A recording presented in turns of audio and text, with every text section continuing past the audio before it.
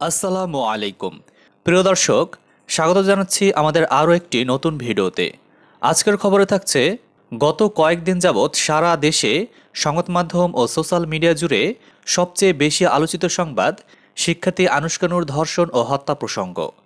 এ বিষয়ে আমাদের হাতে আসা সর্বশেষ তথ্য থেকে জানা যায়, বিকৃত যৌনাচারে যৌনাঙ্গ ফেটে গিয়ে প্রচুর পরিমাণ রক্তক্ষরণেই আনুশকার মৃত্যু হয়েছে। জানা যায়, টানা 20 থেকে 25 মিনিট ধরে রক্তক্ষরণ বন্ধ করার চেষ্টা করে স্কুলছাত্রী আনুশকা ও তার বন্ধু দিহান। কিন্তু এরপরে যা ঘটল, তার পুরো ঘটনার বিস্তারিত বর্ণনা দিলেন ধর্ষণকারী দিহান নিজেই। বিস্তারিত জানতে ভিডিওটির শেষ পর্যন্ত আমাদের সাথেই থাকুন। রাজধানীর কলাবাগানে ও লেভেলের শিক্ষার্থী আনুশকা নূর আমিনকে ধর্ষণ ও হত্যার পুরো ঘটনা বর্ণনা করেছে অভিযুক্ত প্রেমিক ফারদিন ইফতিকার দিহান। শুক্রবার দুপুরে ঢাকা মেট্রোপলিটন ম্যাজিস্ট্রেট মামুনুর রশিদের আদালতে ঘটনা নিয়ে 1 ঘন্টার বেশি সময় জবানবন্দি দেয় দিহান। জবানবন্দি অনুযায়ী ধর্ষণের সঙ্গে একমাত্র দিহানই জড়িত। বাসা খালি থাকার সুবাদে শিক্ষার্থী আনুশকাকে ফোনে ডাকে সে। বৃহস্পতিবার বেলা 12টায় ওই শিক্ষার্থী কলাবাগানের লেক সার্কাসের 63/4 পান্থনিবাস 2 অ্যাপার্টমেন্টের দোতলার D2 ফ্ল্যাটে আসে। ফ্ল্যাটের মালিক দিহানের বাবা আব্দুর রফ সরকার 2012 সালে জেলা রেজিস্ট্রার পদ থেকে অবসর গ্রহণ করেন। রাজশাহীর দুর্গাপুরে তার বড় ছেলের বাড়ি রয়েছে, সেখানে রয়েছে মাছের খামারও। করোনার মধ্যে আব্দুর রফ সরকার তার বড় ছেলের বাড়িতে চলে যান। অপরদিকে দিহানের মেজ ভাই নারায়ণগঞ্জে যমুনা ব্যাংকের একজন সিনিয়র কর্মকর্তা, তিনিও বৃহস্পতিবার সকালে নারায়ণগঞ্জে চলে যান। বৃহস্পতিবার সকাল 10টায় দিহানের মা সানজিদা সরকার তার অসুস্থ বাবাকে দেখতে বাড়ি থেকে বের হয়ে বগুড়ার উদ্দেশ্যে রওনা দেন। মূলত বাসায় কেউ না থাকায় ওই শিক্ষার্থীকে ফোন করে গ্রুপ স্টাডির কথা বলে বাসায় আসতে বলে দিহান। বেলা 12টার দিকে ওই শিক্ষার্থী তাদের বাসায় এলে তাদের মধ্যে বন্ধুত্বপূর্ণ কথোপকথন হয়। এক পর্যায়ে দিহান ওই শিক্ষার্থীকে ধর্ষণ করে। এরপর ওই শিক্ষার্থীর অতিরিক্ত রক্তক্ষরণ হলে দিহান ভয় পেয়ে যায়। প্রায় 20 থেকে 25 মিনিট ধরে রক্তক্ষরণ বন্ধ করার চেষ্টা করে দিহান ও আনুশকা। তবে এক পর্যায়ে আনুশকা জ্ঞান হারিয়ে ফেলে। তখন দিহান বাসার নিচে গিয়ে গাড়ি পার্কিং থেকে নিজের গাড়িটি বের করে। এরপরে দোতলা থেকে ভুক্তভোগীকে ধরাধরি করে নামিয়ে এনে গাড়িতে তুলে মডার্ন আনোয়ার খান মেডিকেল কলেজ হাসপাতালে নিয়ে যায়। দুপুর 1টা 25 মিনিটে হাসপাতালে নেয়ার পর চিকিৎসকরা জানান ওই শিক্ষার্থী আগেই মারা গেছে। এতে বন্ধু হুমায়ত মিল্কি, আলভি মাহবুব সহ 3জনকে ফোন করে হাসপাতালে আসতে বলে দিহান। এরপরই পুলিশ তাকে আটক করে কলাবাগান থানায় নিয়ে যায়। জবানবন্দিতে দিহান আরও জানায়, ব্রিটিশ কাউন্সিল থেকে ইডিএক্সেল এ লেভেল পরীক্ষায় উত্তীর্ণ হয়েছে দিহান।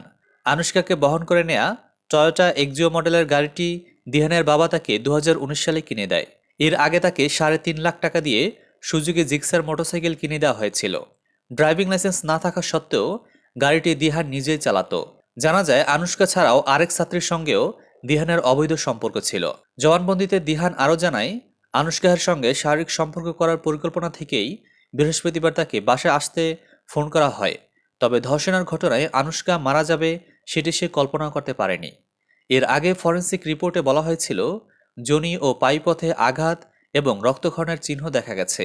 বিকৃত যৌনাচারে অতিরিক্ত রক্তক্ষরণের কারণেই মৃত্যু হয়েছে আনুশকার।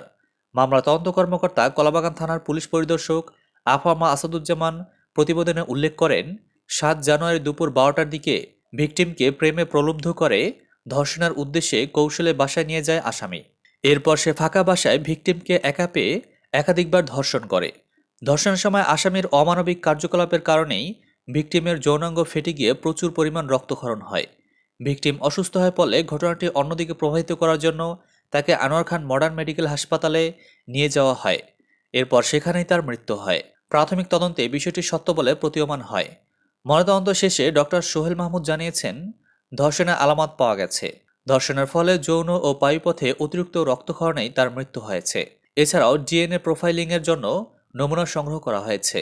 মৃত্যুর পূর্বে চেতনানাশক কিছু খাওয়ানো হয়েছিল কিনা তার জন্য প্রয়োজনীয় নমুনা সংগ্রহ করে কেমিক্যাল পরীক্ষায় পাঠানো হয়েছে। এসব রিপোর্ট পাওয়ার পর মৃত্যুর প্রকৃত কারণ বলা যাবে। এদিকে নির্যাতিতার মা বলেন, আমার মেয়েকে নির্মমভাবে মারা হয়েছে, ওর রক্তক্ষরণ হয়েছে, ওর হাতে দাগ আছে। আমি প্রধানমন্ত্রীর কাছে বিচার চাই। কেন আমার মেয়েকে বাসা থেকে ডেকে নিয়ে এভাবে মারা হলো? নির্যাতিতার মা আরও বলেন, আমার মেয়ের বান্ধবীর ভাই আমাকে বলেছে ওই ছেলেকে তারা চেনে। ওই ছেলে আগেও এরকম ঘটনা ঘটিয়েছে। ওর আচরণ ভালো না। ওই স্কুল ছাত্রীর মায়ের অভিযোগ, দিন দুপুরে ডেকে নিয়ে তার মেয়েকে ধর্ষণ শেষে হত্যা করা হয়েছে। ওই ছাত্রীর মা কান্নাজড়িত কণ্ঠে আরও বলেন, ধর্ষণ ও হত্যার সঙ্গে জড়িতরা প্রভাবশালী, তাই আটকদের থানা থেকে ছাড়িয়ে নেওয়ার চেষ্টা চলছে। অন্যদিকে আনুশকা নূর আমিনকে আজ শনিবার সকাল 7টায় তার গ্রামের বাড়ি কুষ্টিয়া সদরের গোপালপুর গ্রামে জানাজা শেষে গোপালপুর গুরুস্থানে তার দাফন সম্পন্ন হয়। জানাজায় আনুশকার পরিবারের সদস্য, আত্মীয়স্বজন ও গ্রামবাসী অংশ নেয়। তার দাফন শেষে মানববন্ধন ও বিক্ষোভ করেছেন স্থানীয়রা। মেধাবী এই শিক্ষার্থীকে হত্যায় প্রধান অভিযুক্ত ফারদিন ইফতিকার দিহানের কঠোর শাস্তি সহ এই ঘটনার সঙ্গে অন্য কারোর সংশ্লিষ্টতা থেকে থাকলে তদন্তপূর্বক তাদেরকেও আইনের আওতায় নিয়ে কঠোর শাস্তির দাবি জানান মানববন্ধনে অংশগ্রহণকারীরা।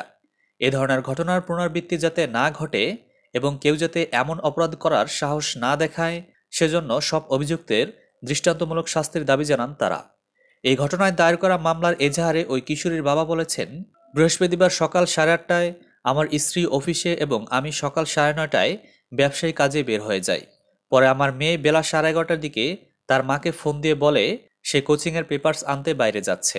দুপুর 1:18 দিহান আমার স্ত্রীকে ফোন দিয়ে বলে আমার মেয়ে তার বাসায় গিয়েছিল, সেখানে হঠাৎই অচেতন হয়ে পড়ায় তাকে রাজধানীর আনোয়ার খান মডার্ন মেডিকেল কলেজ হাসপাতালে জরুরি বিভাগে ভর্তি করেছে।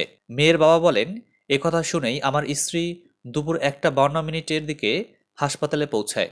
সেখানে গিয়ে কর্তব্যরত চিকিৎসকের কাছে জানতে পারেন আমাদের মেয়েকে ধর্ষণ করে মেরে ফেলা হয়েছে। পরে আমরা বিভিন্নভাবে জানতে পারি দিহান আমার মেয়েকে প্রেমে প্রলুব্ধ করে ধর্ষণের উদ্দেশ্যেই তার বাসায় ডেকে নিয়ে যায়। দিহান ফাঁকা বাসায় আমার মেয়েকে একা পেয়ে ধর্ষণ করে। ধর্ষণের সময় তার শরীর দিয়ে প্রচুর রক্তক্ষরণ হলে অচেতন হয়ে যায়। পরে ধর্ষণের ঘটনাটি ভিন্ন খাতে প্রভাবিত করতে দিহান চালাকি করে আমার মেয়েকে হাসপাতালে নিয়ে যায়। সেখানে নিয়ে গেলে কর্তব্যরত চিকিৎসক আমার মেয়েকে মৃত ঘোষণা করেন, বলেন মেয়েটির বাবা। এদিকে স্কুল ছাত্রের কাজিন বলেন, হাসপাতাল কর্তৃপক্ষের কাছে জানতে পেরেছি যে ওদের রিপোর্ট অনুযায়ী ওকে ধর্ষণ করা হয়েছে। ধর্ষণের পর প্রচণ্ড রক্তক্ষরণের পরে তার মৃত্যু হয়েছে। তার যে সহপাঠী ছিল তারাই ওকে হাসপাতালে নিয়ে যায়। তখন হাসপাতাল কর্তৃপক্ষ পুলিশে খবর দেয়। নিহতের মরদেহ ময়নাতদন্তের জন্য নিয়ে যাওয়া হয়েছে ঢাকা মেডিকেল কলেজ হাসপাতাল মর্গে। চিকিৎসকের বরাত দিয়ে পুলিশ জানায় হাসপাতালে নিয়ে আসার আগেই মৃত্যু হয়েছে ওই শিক্ষার্থীর। এদিকে ভুক্তভোগী শিক্ষার্থীর মা বলেন, আমার মেয়ের এবছর ও লেভেল পরীক্ষা দেওয়ার কথা ছিল। পরীক্ষার সাজেশন দেওয়ার কথা বলে ওকে ডেকে নিয়ে যায়। তিনি আরও বলেন, ওরাই আমার মেয়েকে ফোন দিয়ে বলেছে আন্টি ও অসুস্থ, অর্থাৎ ভুক্তভোগী মেয়েটির কথা বলেছে। তখন মেয়েটির মা বলেছে, ভালো মেয়ে গেল, অসুস্থ কিভাবে হয়েছে? তখন ছেলেটি বলেছে, আমাদের সঙ্গে ছিল, তবে এখন সেন্সলেস হয়ে পড়েছে।